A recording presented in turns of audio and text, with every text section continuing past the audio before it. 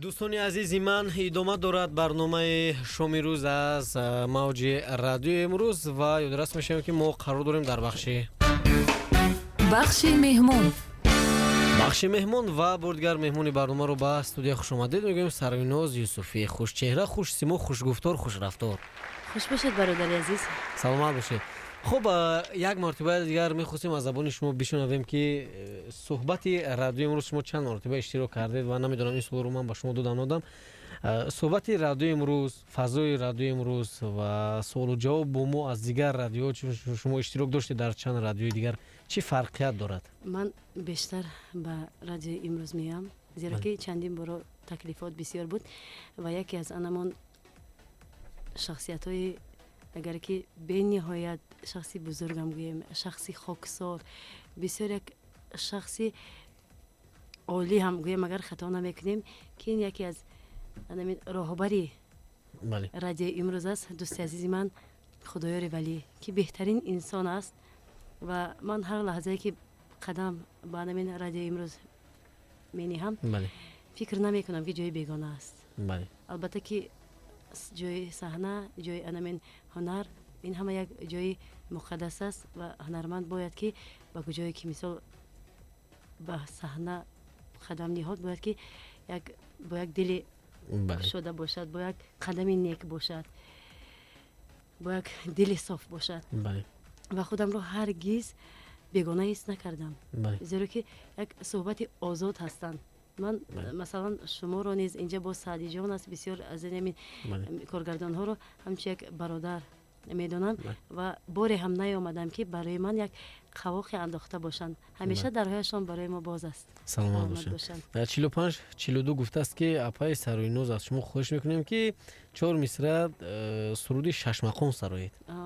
ششمخان یک تکون جدی و سوال بی نهایت با فکرم که مشکل بود که همین سوال رو داد من حیران. مرحبا. ششمخان راستی نخوندم باریم لیکن اگر که کوشش کنم لیکن از آنمون هنرمندان استادان پیش هستم عذر میخواهم. بله مرحبا. یک کلمه بسیار نمیخوانم. بیا که زلفی کجت چشم سرمسار اینجاست. بهتره. سلامت باشید. خوب بود. نه این اکنون هر یک ژانر به خود سراینده مخصوص داره. مثلا در ژانر استراد شما بود، در ژانر ششمخون دیگر. حالا اگر من مثلا کی رو اینجا اگر مثلا صباحت نجم‌الدین رو بگویم که یک سرود استراد خون به فکرم که یک کلمه رو بهترین میخوانند. نگفته نماند که صباحت نجم‌الدین بهترین هنرمند است و بهترین زمزمه میکنند در سرود استرادا. بله حتما ما یک خیلی هم یک بانوی خاکسار است. من چند مرتبه صحبت کردم با ایشون. یک بانوی خاکسار است و من حتما به همین نشنوندگان وعده میدهم که صباحت نجم‌الدین رو نیست با برنامه یک روز دعوت میکنیم. 32 گفته است که اپای سرناز از کس به شما شوهرتون زید نیست؟ هنگامی که شوهرم با من مثلا ازدواج کرده بودن میدونستند که من در کدام حالت هستم و چگونه مثلا کی هستم میدونستمش. هنرمند بودنم را میدونست و قبول ساخت.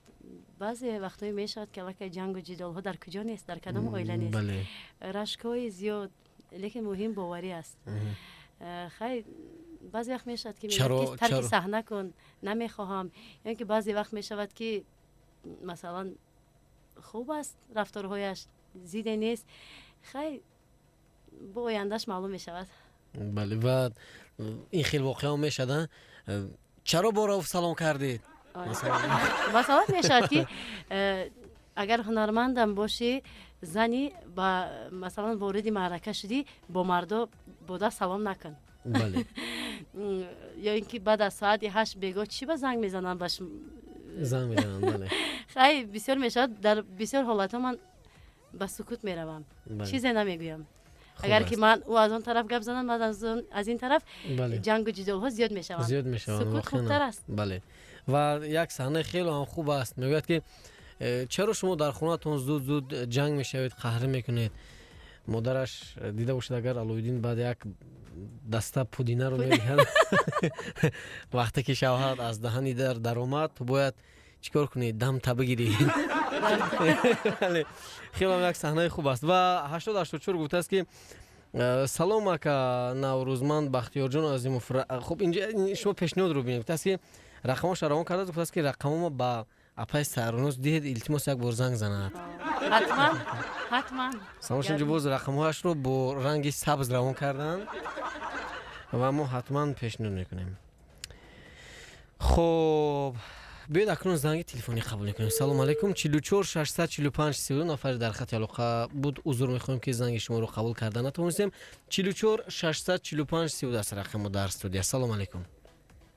الو. بله. السلام علیکم. سلام علیکم.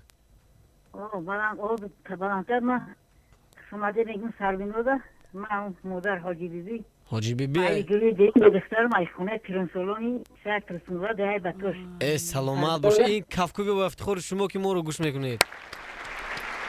سروینودا شما میگم برای که دویمو در معرکه ما اشتراک میکنه خیلی سالم در مهمی ایدی غلبه ایدی جنگ بدل گفتن با سر لباسی نظامی اومده بود که خشرو قطیش با سرود خوندیم یک جویا اکسبردوری کم سرود خوندیم پروردگار خدا سبک سرخی سفید قطیش خوندیم. خلا جان شناختم شما را و خونه پیرانسولان معیبان تشریف میاره وقتی ما را خش میکنه خدا آواز خستم نباشه چه آرزو حواس داره و آرزوهاش برسه ای فرزنداش آسوده بینه بر حال کار و شما هم سروینودم با خیلی میدارین که در اگان با جشن معرکه خیلی ما را فراموش نمیکنه ایو چه نمیبره با تشریف میاره. مادر عزیز سلامت. من به شما یک سوال دارم مادر عزیز. شما چند نفر این زمان برنامه ما رو گوش کرده استاده اید؟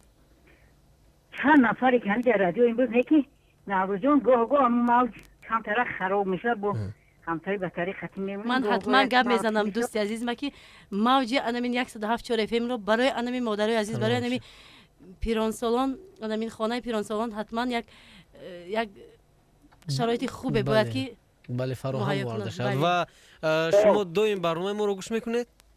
من خودم باور کرد که نوروز هر ای مشورت همین سر میشه خیلی برنامه تبریکاتی او روز زنگ میزنم زود روزم بود. بله. به شخصی قدم موندم زنگ خیلی تماس گرفتن نشد. ای مشورت که سر میشه برنامه منبر رادیو بازار به همین شما روز هم تا ساعتی 12 شب گوش میکنم یا رادیو دارم خیلی تلویزیون ندارم. سلامت باشید. گوش میکنم همشه تا حق تو دعا میکنم خیلی چیکار میکنیم دیگه همون رادیو گوش میکنیم تلویزیون هم خشرویتمو. سلامت باشید مادر عزیز. شاید که بسیار کسا نشنونده بسیار کسا خانه مادر نشنونده که ما میشنویم که مادر عزیز این لحظه از خانه پیرانسالونی باتوش شهری طرفش ترسونزاده باتوش زنگ میزنن به ما. بله ما چندین بارها با این مادر وا خوردیم. خداوند شما رو پروردگار هیچگاه خار نکند. 100 سال عمر دیگر بینید. میدونم خاله جان شما یادم ده هست که همراه من سرود میخونده در اونجا ما میدونم. شما گوید که ما فقط از طرف ما چی خدمت است که ما برای شما بکنیم؟ بله. هزار رحمت اینم خدمت. چی کم بودی دارید؟ هیچی یادی همه تنج سوز گرم نرم همه خروکی. ما خدا دعا میکنیم که یگان فرزند مادر و پدر نبرن در انم خانه پیرانسالون نگذارن. و مادر عزیز اکنون بیاید من با شما یک سوال دیگه هم راضی هستید؟ قبلا از شما عذر میخوایم. هزار بخشش و از اپای سرونوز هم عذر میخوایم برای اون که این نیز مادر است. و شما چند فرزند دارید؟ ما بچم دارم و یک دختر این یک دختر معی قسیمه یک بچه گدم وایم گلو بخونه و بیدار همشه معی یک دختری که در وحدت سه دختری یک پسر. این سبب چی بود که شما با خونه پیرانسالون رفتید؟